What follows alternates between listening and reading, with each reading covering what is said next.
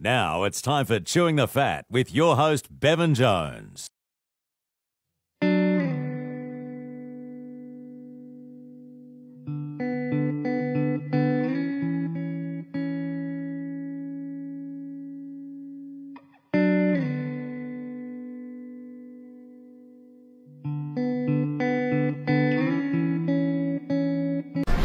Well, g'day and welcome to another edition of Chewing the Fat. Bevo here today down at the SANFL Palais, the beautiful SANFL Palais. Not so much today with the weather in the background, of course, but it's great to be here anyways. And we're joined today by a man who's played 148 games for the South Adelaide Footy Club. He's a skipper of South Adelaide, also played with the Port Magpies as well. That is Matty Rose. Matty, great to have you in Chewing the Fat, mate. Bevo, thanks for having me. Good to be here. I'll give a bit of a shout out firstly to Anytime Fitness down at Glenelg. Get on down there and see Ryan and the boys if you're looking for a great place to train and sign up for a membership.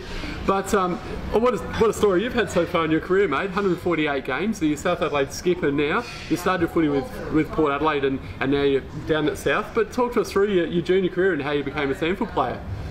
Yeah, so it's all happened pretty quick. I grew up around this area, so I was born in Largs Bay, just around the corner there. Dad still lives there now.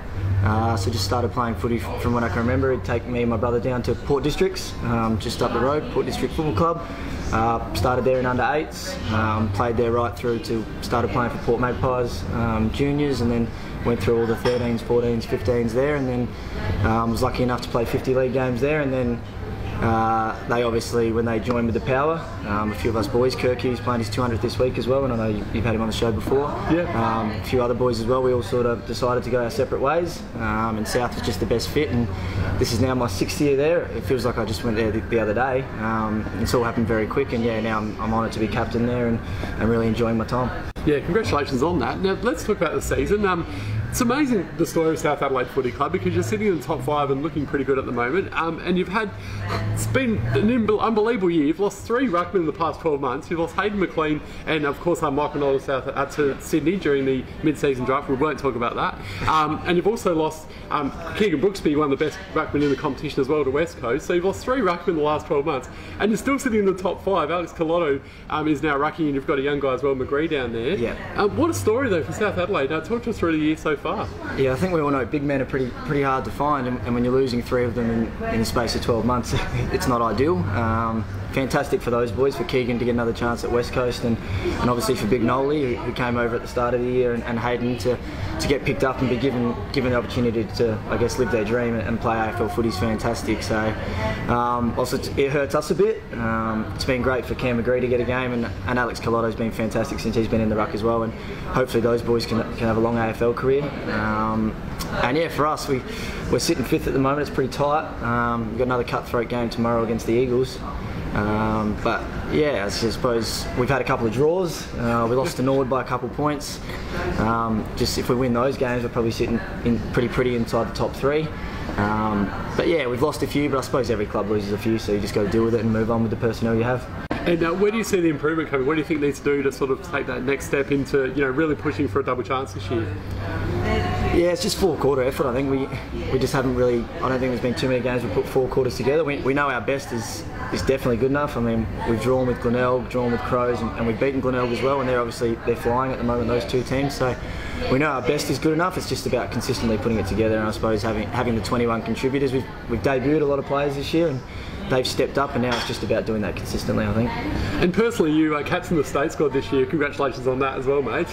And that was an unbelievable victory. The first time since 2003, 16 years since you beat WA over there in WA and won by 7 points. That must have been a huge thrill, not only to captain the state side, but also win as well. Yeah, so I was actually vice. I was vice with Daniel Pearce and Jack Stevens, the skirt player. He was captain, but either way, that was a huge honour. To go over to Perth was fantastic. I've only been there once before that, so it was great to play on Optus Stadium or Oval, whatever it's called. But it was great to get over there with the boys and meet some lads. And we obviously played WA last year over here, and they got us done. And I think it was 7 on the trot they had won. So to go over there and no one expected us to win. We took a team that was pretty quick. Obviously I'm not quick, but a lot of the other boys were quick. And yeah, our game plan in Kari and all the other coaches were fantastic, and yeah, we implemented our game plan, I thought, really well, and to get the win over there was fantastic and a great experience, and make some new mates. I was about to say that because we all love the State of Origin. I think it's awesome. We saw obviously the New South Wales-Queensland rivalry. We know how good that is in the rugby, and I think it's a bit sad that the obviously there's still the SANFL rivalry, but not the same with the SA versus Vic in the AFL, VFL side of things these days. But you know, it must be a real thrill though, getting to play with the best guys from the state, and like I said, building up these friendships with guys that you play against each week. Yeah, that's right. I mean, you know them from playing against them, a quick hello here and there, but to get away, and that was what I particularly enjoyed this year, because last year's game was in Adelaide, so you train with the boys and you have some fun after the game, but to go away for 2 nights to another state, you really get to know guys on a different level, and yeah, I'm all for it. I love it. I think we're playing WA now. I think we're the only 2 teams that have said they still want to be involved with it. So Victoria have pulled out, I believe. So it's great to meet the WA boys as well, and yeah, it's friendships you make are fantastic in footy, and that's a lot of the reason why we play.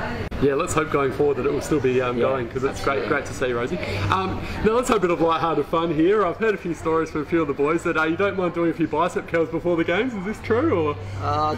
Maybe if there's a photo shoot happening that night. The advertiser team photo, I'm always good for a few before.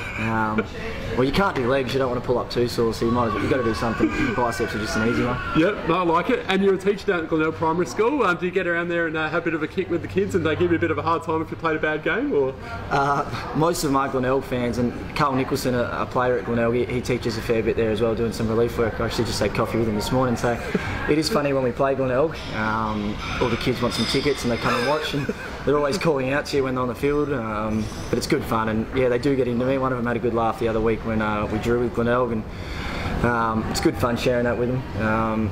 I don't really enjoy kicking the footy too much during the week. I'm too scared of tearing a hamstring with them, but it's definitely good fun, and being sporty and involved, it's great getting them involved with that as well.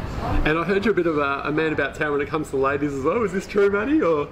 Yeah, I heard Krabby say that I went on a date with my cousin, and I'm not sure where he got that from, but no, I've been pretty quiet. So, you know, just 27 now, so time to settle down and start to switch on, I think. Okay, so you give Tinder a bit of a crack, or?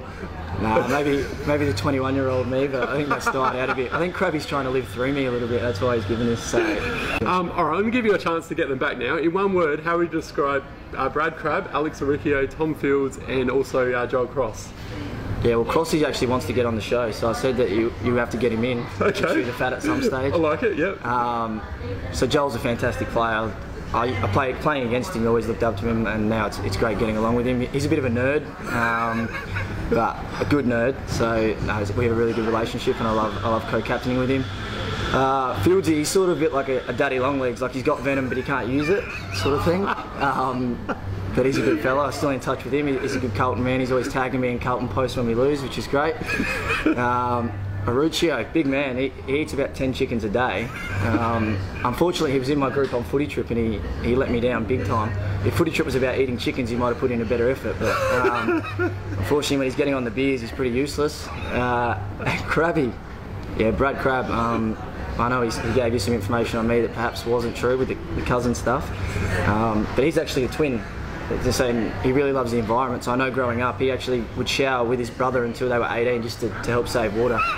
So that's the kind of bloke he is. So, you know, he's a real environmentalist, which is fantastic. I like it. Oh, I can't wait to hear some of these stories back at you after this. You got to get Krabby. Okay, and just finally as well, the Australian Ninja Warriors going at the moment. Do you boys get around that? Is there anyone from the club you could see having a crack?